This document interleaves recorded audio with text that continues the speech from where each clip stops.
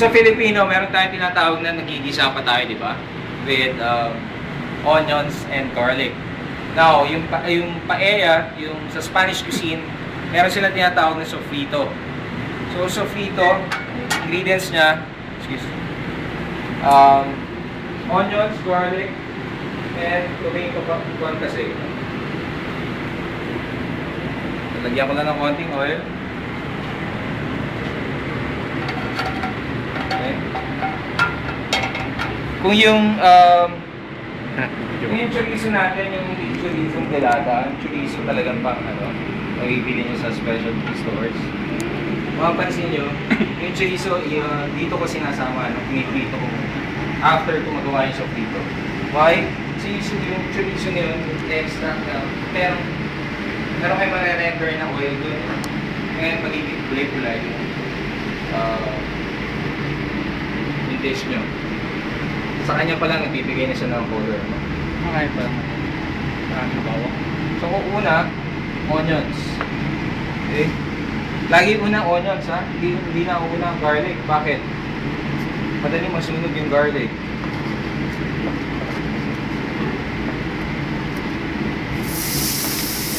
Okay, so we're gonna saute our onions.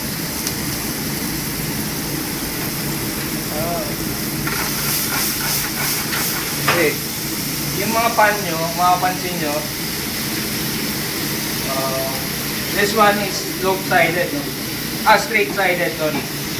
Straight-sided meaning yung pan niya, padiretso yung gilid niya, no? Unlike yung yung isang pan nyo, slope-sided, so may slope na gano'n. May curve, no? So pagka may curve, there's a time na pwede kayong mag-toss, no? Pwede nyo i-toss. This one, pagka straight-sided, ganyanin nyo lang. Slide. So yung onion, i-sweat lang natin.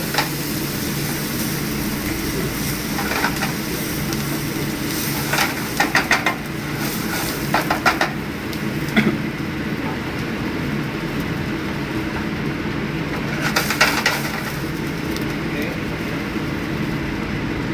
Next is your garlic.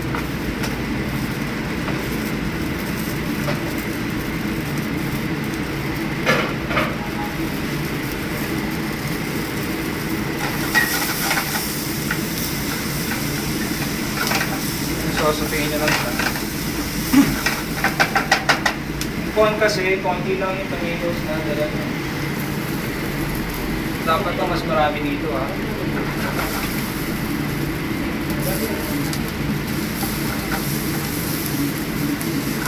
Okay, avoid na mag-brown yung garlic nyo. Okay. Display lang yung tomatoes natin. Dapat mas marami dito. Marami. So, ito na yung sofrito, guys. Sofrito, sir? Yes. Sofrito. Garlic, onion, tomato.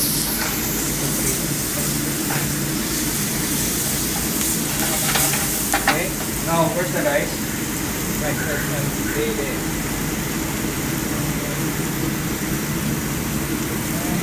Pagsalagin ng stock.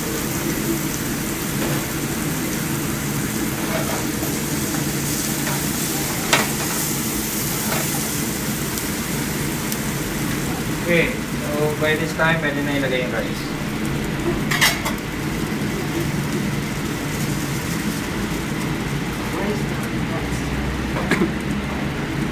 Okay. May ano? So, ito haluin nyo na, i-crack natin. Ang ano dito sa Kailangan mag-bloom yung rice nyo. ladle. May ladle tayo? Ladle? Ako ng ladle. Ito haluin lang natin. Niladle ba kayo? Ang tawag doon, sir? Ladle. Ladle pala. Okay. Ito, pag na-crack natin yung rice, as a time na, isiseason natin na salt yung kanin, no? Hindi dun sa pagkamit tubig na.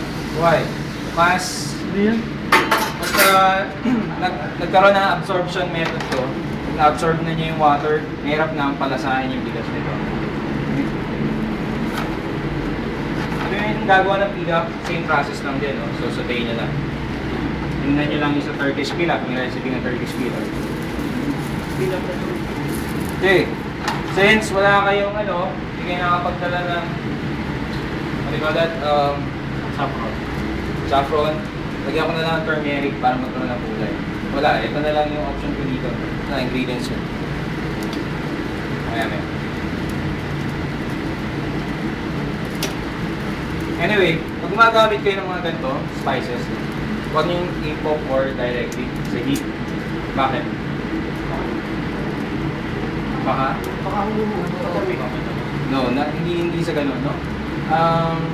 Hindi maganda doon kasi kung mapapansin nyo, mainit yung pan nyo. May steam. So yung steam nyo papasok sa butas ng bottle nyo. Now, pag pinasok ng steam yung bottle nyo, ano mangyayari? Bumubuo, kaya yung mga nasa bahay, kung niluluto kayo sa bahay, makapansin yung mga ingredients nyo. Pinakalabit nyo pa ng daliri nyo. Kutsara, di ba? Even yung mga salt nyo, huwag nyo directly ilalagay.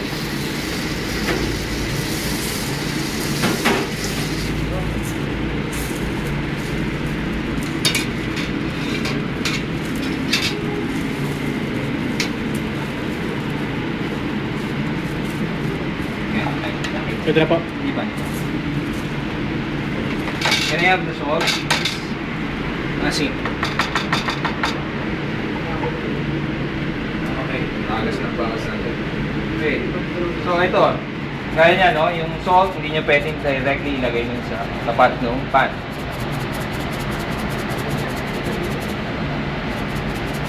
Sanay na sanay. Pwede magtaktak? Oo. Tagal lang ako dito eh. Season nyo lang.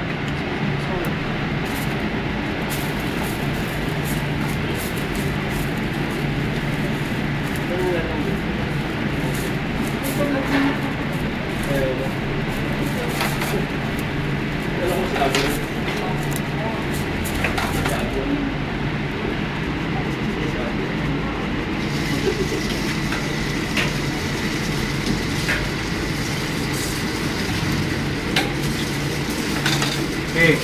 Now, na-season na natin. Pwede na natin lagyan ng stock. Again, dapat tandaan nyo, yung stock nyo mainit din, no? Pag malamig yan, so lower down lang yung heat, may ilaw yung product nyo.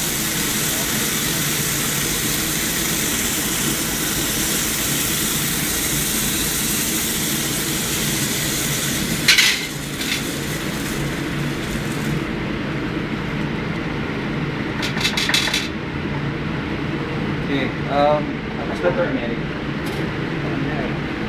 Okay, yung turmeric lalagay ko na lang para magkaroon ng color pa yun. Kaya dito.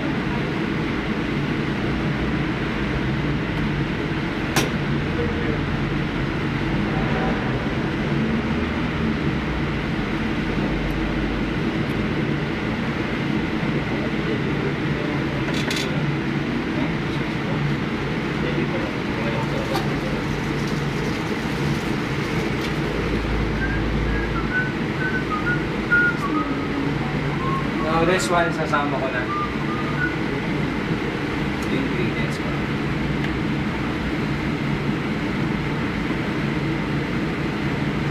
Tama ba yung binili namin? Okay. Kung notice nyo, wala yung mga seafoods, no? Sa taas ko na lang siya ilalagay. Pang toppings. Toppings. Okay. Ganyan talaga. Yung green peas, nasa yung green peas? May nakaprep ng green peas. Tingin naman.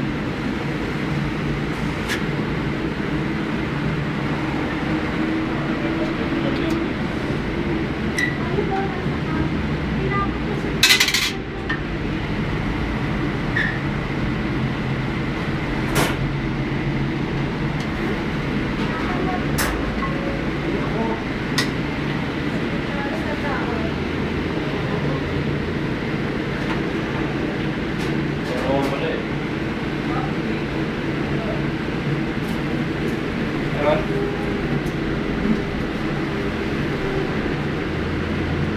Okay, tingin ako.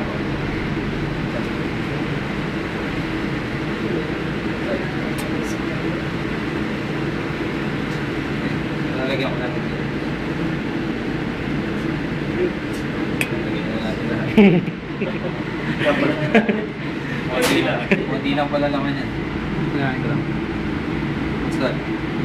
Para po sa ano, digest. Pinutin ako lang yung bato.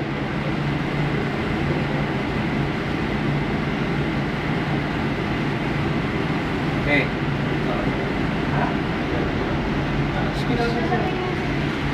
Okay. Now, para na tayo yung process ng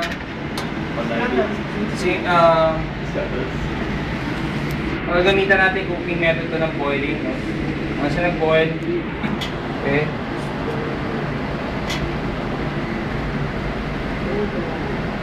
Once na nag-boil, I will lower down the heat, bring down to simmer, and cover. So ito, lulutuin ko na lang to, no? Dahan-dahan. Simmer lang to. Kasi mabuhay na ito. Okay. So naka-simmer lang siya, no? Lutuin ko lang yung rice. Then, bago maluto yung rice, no, lalagay ko na yung seafoods ko on top. Okay? So that's it. Yan lang yung kaya. Okay.